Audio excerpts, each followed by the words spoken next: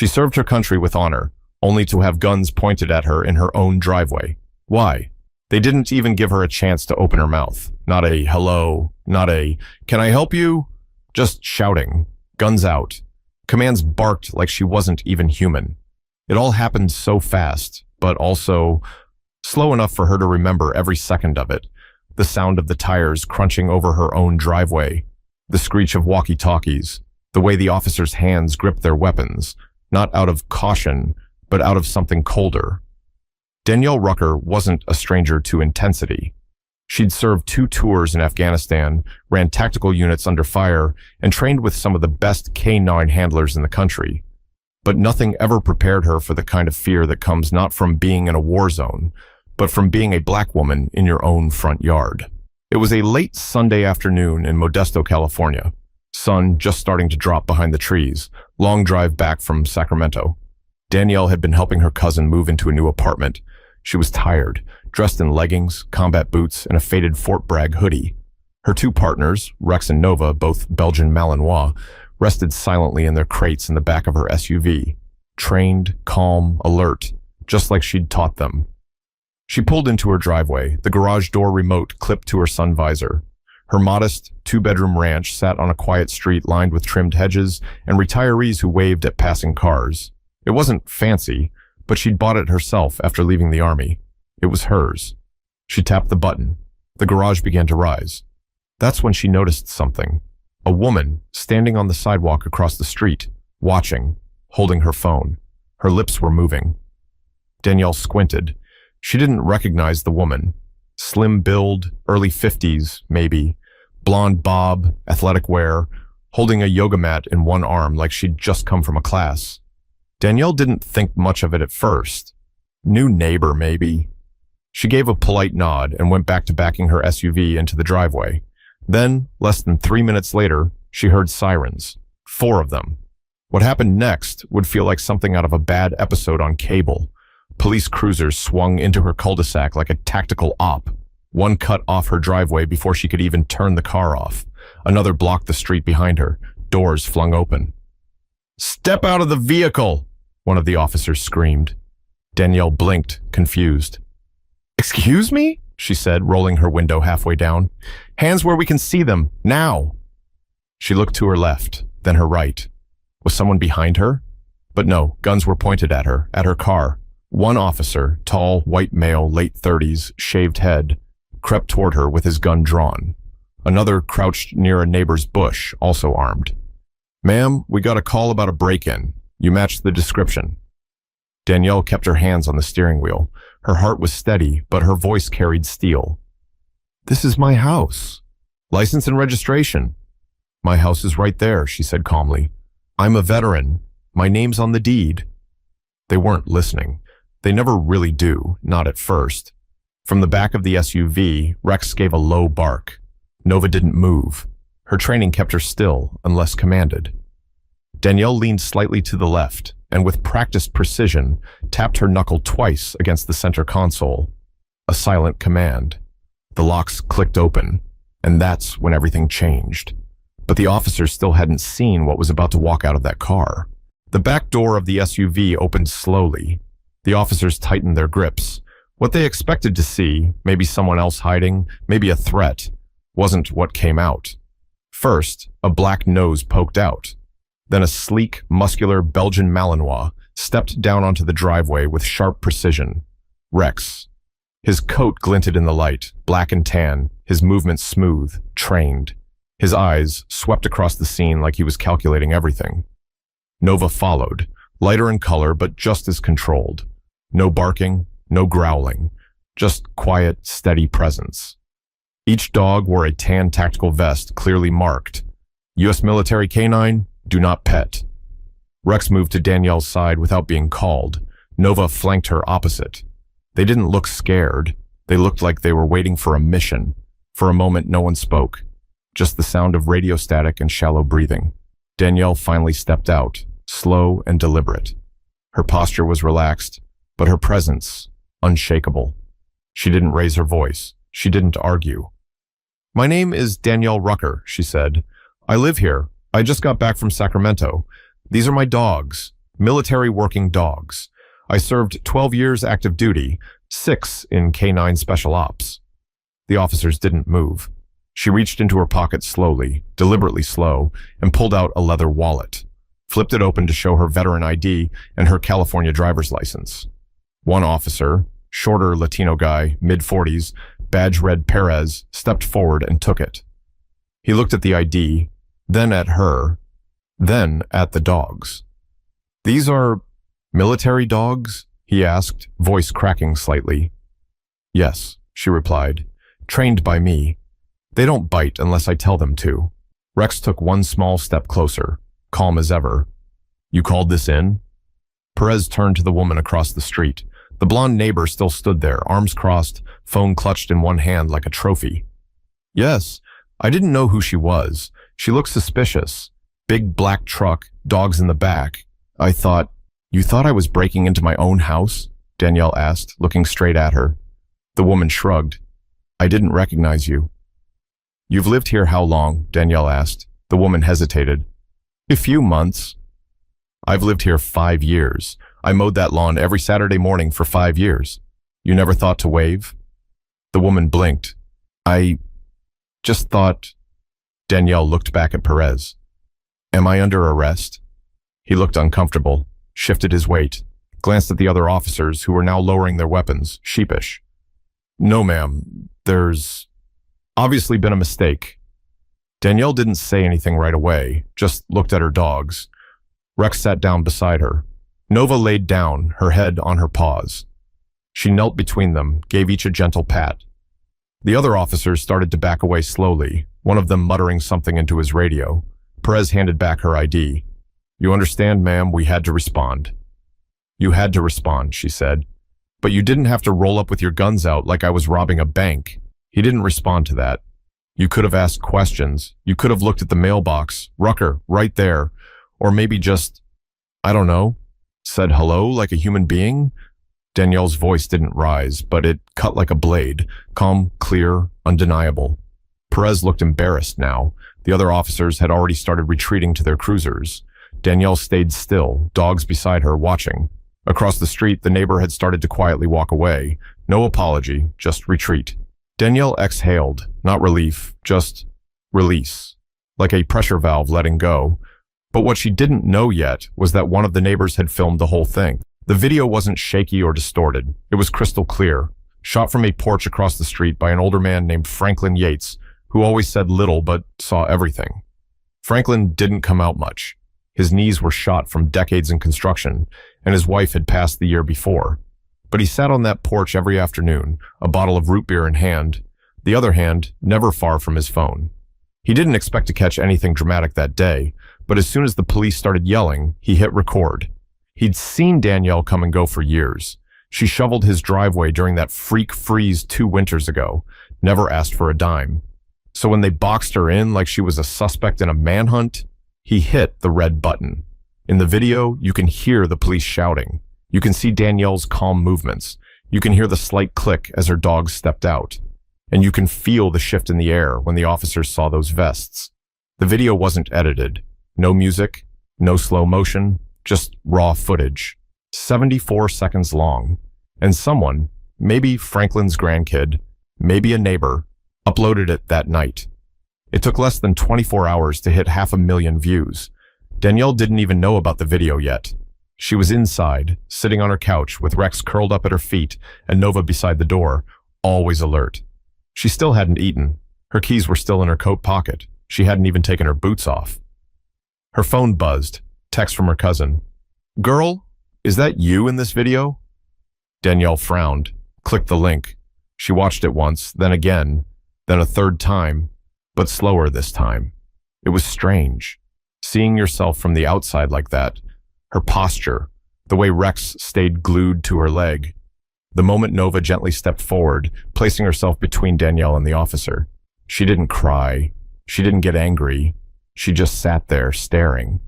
It wasn't until the 5th watch that she noticed the look on the blonde neighbor's face in the corner of the video. Not fear, not even concern, just blank. Like she wasn't watching a person, just an object. She leaned back on the couch, closed her eyes. It's not that this was the first time she'd been profiled. It wasn't. But this one cut deeper. Because it happened in the place where she was supposed to be safe. Her home, her driveway, surrounded by the very flags she served under. She thought about calling her cousin back, thought about explaining everything. But what was there to explain? Rex let out a soft sigh and nudged her leg. She looked down at him, then reached for her boots. She needed air. But outside, just half a block away, the story was already spreading. Franklin was getting calls from people he hadn't heard from in years. Some saying he was brave, some asking if he'd set it up, a few others, anonymous numbers, telling him to mind his own business. And the neighbor, the blonde one, her name turned out to be Kimberlyn Faulkner. She worked part-time at a wellness spa and posted inspirational quotes every morning. Her phone started blowing up too. Comments under the video weren't kind. Typical. She thought she was a hero. This is why people don't trust the cops. She really called the police because a black woman had a truck and 2 dogs? Others were worse, harsher, no filters. Someone even found her Facebook page and started posting screenshots. By Tuesday morning, there were news vans parked 2 streets away. Danielle opened her door and spotted them. "Lord," she whispered. Perez, the officer from the incident, had already submitted a report, and now his department was scrambling. They didn't expect the dogs, they didn't expect the video, and they definitely didn't expect the backlash. Internal Affairs opened a review. The police chief released a statement about procedural missteps and commitment to community safety. But no one came to Danielle directly. Not yet. But the silence from the department spoke louder than any public apology ever could. By Wednesday, Danielle's driveway had turned into a sort of checkpoint. Reporters in khakis and polos kept lingering near the curb. Every time she opened her front door, at least one mic got shoved her way. "Danielle, do you believe this was racially motivated? Were your dogs trained to protect you in situations like this? Do you plan to file a complaint against the officers involved?" She didn't answer. Not yet. She just walked Rex and Nova, kept to herself, and tried to act like things were normal, even though nothing was. That afternoon, the Modesto Tribune ran a headline that hit harder than she expected. Veteran homeowner confronted by police in her own driveway. Military canines may have prevented tragedy. It was true, and it was terrifying. She kept playing it over in her mind. The way the officers stood there, guns drawn, sweating, fingers hovering way too close to the trigger. How Rex and Nova had stood their ground like soldiers, unshaken, unmoved, calm. Most people didn't understand what those dogs could do. She'd trained them to disarm armed suspects, detect explosives, track fugitives across 8 miles of desert terrain. They could leap over 6-foot walls and sink their jaws into flesh with 400 pounds of pressure. But only if she said one word. One. But they didn't need it that day, because their presence alone said more than she ever could. After the video went viral, messages flooded her inbox, hundreds of them. From veterans, from dog handlers, from parents, from strangers she'd never met, but who saw themselves in her face, in her posture, in that stillness she carried when they shouted at her like she was a threat. And then one message stood out. It was from a former Marine named Tanya Levins, now a K-9 trainer in San Diego. She wrote, "Your control in that moment was incredible. Most people would have panicked. Those dogs didn't just protect you physically. They told the world exactly who you are. You didn't raise your voice, but they heard you anyway." Danielle read it 3 times. The truth was, she had been scared. Not shaking, not crying, but scared in that deep, buried way. The kind of fear you carry in silence because showing it means letting someone else win. Later that evening, someone finally did knock on her door. It wasn't the police. It was Kimberlyn Faulkner. She wore a blue button-up shirt, slacks, and nervousness like perfume. "I wanted to apologize," she said, before Danielle even said a word. "I didn't know who you were. I didn't mean for it to go that far." Danielle didn't invite her in. She stood in the doorway with Rex at her heel and Nova watching from inside. Silent, present. "You didn't know who I was?" Danielle asked. "But you still called 911 and said I was breaking into a house." Kimberlyn hesitated. "It looks suspicious." "What looks suspicious?" Danielle tilted her head. "The truck, the dogs, or me?" Kimberlyn fumbled. I, I just didn't recognize the car. I've had that car since I moved in. I don't look at cars. Exactly. A long pause. I'm sorry, Kimberlyn said again, quieter. Danielle nodded once. Not acceptance, not forgiveness, just acknowledgement. I hope you tell your friends that, she said. I will. And I hope next time you pause before you reach for your phone like it's a weapon. Kimberlyn didn't answer, just nodded and walked away. Danielle closed the door behind her, and for the first time in days, she sat down at her dining table and let herself breathe. Not because it was over, but because she was ready. But across town, things were just getting started, because now the mayor wanted a meeting. The next morning, she met with the mayor, not because she asked to, because he had to.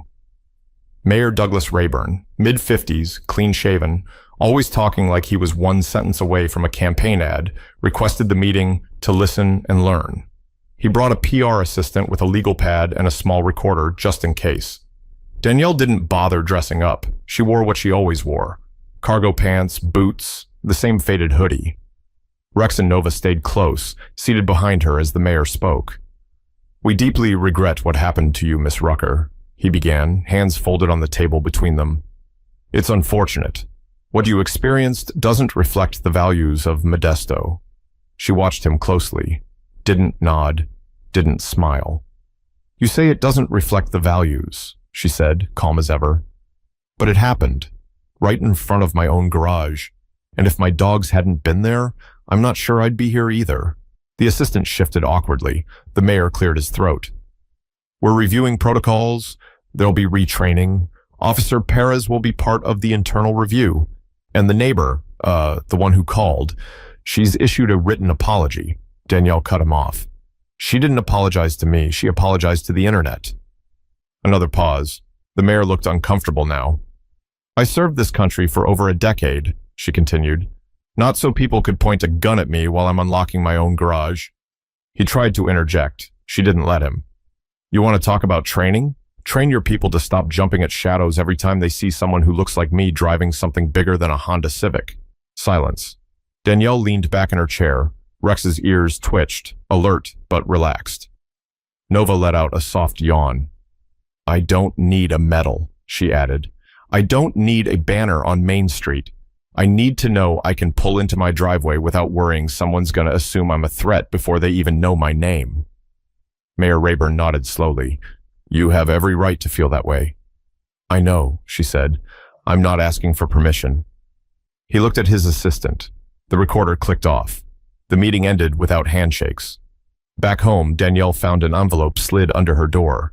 No return address. Just a note inside. Thank you for standing your ground. My daughter saw your video. She asked me if she would be safe if she grew up to look like you. I didn't have an answer, but now I do. It wasn't signed, but that note meant more to her than any press conference ever could. The neighborhood changed in small ways that week. A few people crossed the street just to say hello. A couple left flowers near her porch. A little boy on a scooter stopped and asked if he could say hi to the army dogs. She let him. Rex gave him a sniff. Nova just stared, unbothered, queen-like as always. But not everything shifted for the better. 2 officers from the incident were quietly moved to desk duty. The department didn't admit guilt, but they also didn't fight it. As for Kimberlyn Faulkner, she deleted her social media accounts and started parking 2 blocks away instead of using her driveway. No one really saw her out jogging anymore. Danielle didn't gloat, didn't celebrate. This wasn't a win, it was just what happened. And sometimes, that's the part that hurts most. Because for a moment, it felt like she was back in uniform again, having to prove herself to people who never even learned how to say her name right. But it wasn't over. Not until she told her story in her own words. The first email came from a local podcast host, then a journalist from the Sacramento Sentinel, then a producer from Good Morning Fresno, then a national outlet. They all wanted to hear from the woman with the dogs. Some wanted it live. Some wanted to fly her out. One even asked if the dogs could be part of the interview for visual impact. Danielle turned them all down, at first. But then her cousin called again, Zora, the same one she helped move a week earlier. Danny, she said, voice full of heat, you don't talk. Someone else will. And they'll mess it up. You need to say it yourself. Your words. Danielle was quiet for a moment. I'm not trying to go viral. You already did. Question is, what you want to do with it now. Zora wasn't wrong. Danielle didn't want the attention, but it wasn't going away. So she chose one outlet. Just one.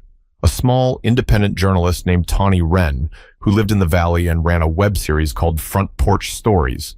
No makeup teams, no flashy cuts. Just a folding chair, a mic, and a camera. They filmed in Danielle's front yard. No script, no plan.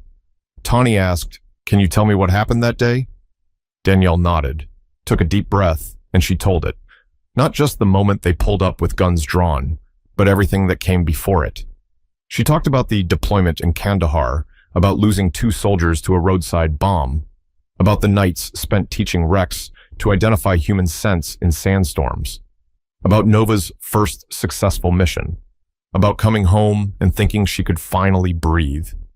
I gave this country my time, my body, and parts of my peace, she said, and when I came back, all I wanted was a patch of grass and a place to walk my dogs without someone looking at me like I don't belong. Tawny didn't interrupt. Danielle went on. She talked about the silence that came after the yelling, the way the neighbor didn't flinch when she saw the guns, the way the officers only backed off when they recognized the vests, not her face.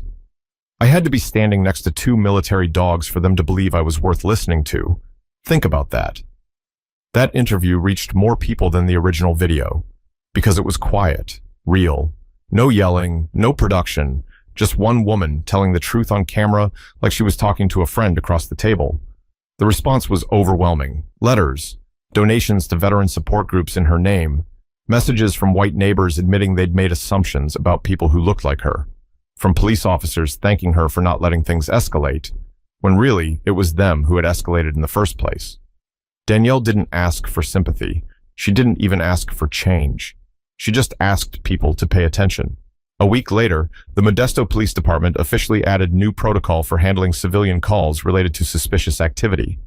Officers were now required to verify property ownership through dispatch before initiating a stop, especially in residential neighborhoods. They called it the Rucker Rule. She didn't smile when she heard about it, just gave a quiet, and went on with her day. At the dog park a few days later, a woman with a stroller waved and said, "Thank you for your service." Danielle nodded, but the moment that really hit her came at the grocery store. A teenager, maybe 17, walked up to her by the produce section, wore a hoodie, looked nervous. "You're the lady with the dogs, right?" Danielle nodded. He paused, looked around. "My mom said you were scary." Danielle raised an eyebrow. "Did she?" "Yeah, but I don't think you are." She chuckled, then leaned closer. "Tell your mom I'm scary when I haven't had coffee. That's it." The kid laughed. But while she found peace and humor, what she really wanted now was something harder to ask for: understanding. She didn't plan to speak at the town forum. It was scheduled by the city council as part of their so-called listening initiative. Held at John Muir Community Center, folding chairs in neat rows, microphones with short cords, and coffee that tasted like melted cardboard. Danielle sat in the back, hoodie pulled over her braids, Rex lying at her feet, Nova asleep under her chair. She wasn't going to say anything. She just came to see, to make sure they didn't twist the story into something it wasn't. But after the third person stood up and used words like misunderstanding, communication breakdown, and mutual responsibility, something in her chest got tight. So she stood up. And when she walked to the mic, people turned. She didn't smile, didn't clear her throat. She just started. "My name's Danielle Rucker. I live on Rosewood Drive. I'm a veteran. I served this country because I believed in something bigger than myself." All eyes were on her. You could hear a cough 3 rows back. That's how quiet the room got. "Last week, I pulled into my own driveway after helping my cousin move. I hadn't even turned off the car before guns were pointed at my head." A few heads dropped. People keep asking how I stayed calm. I didn't stay calm because I wanted to.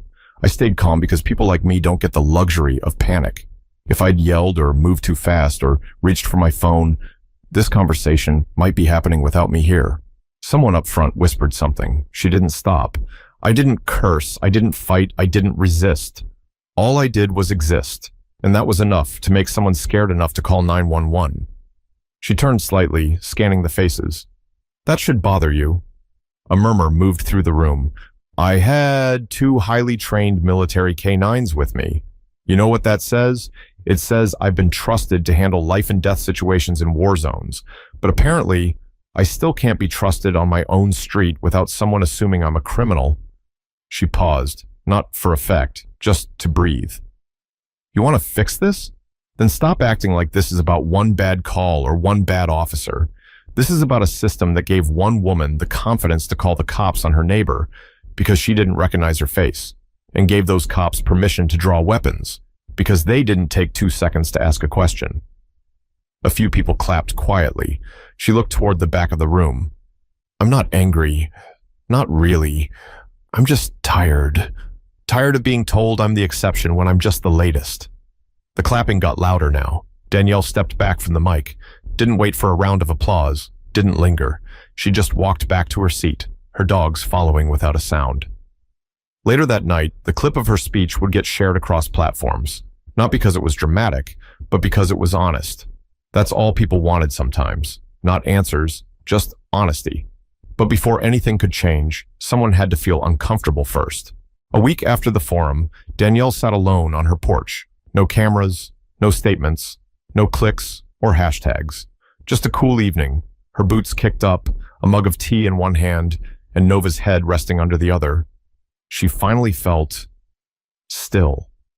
Not because everything was fixed, but because she'd said her truth out loud, and no one had been able to silence it.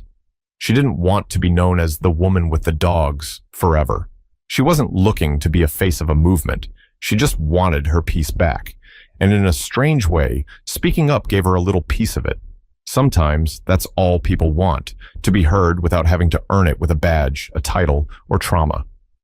Rex stirred beside her, ears flicking as a car passed slowly down the street. Danielle glanced over and gave him a slight hand signal. He settled back down immediately. They were trained to act, but they were also trained to wait.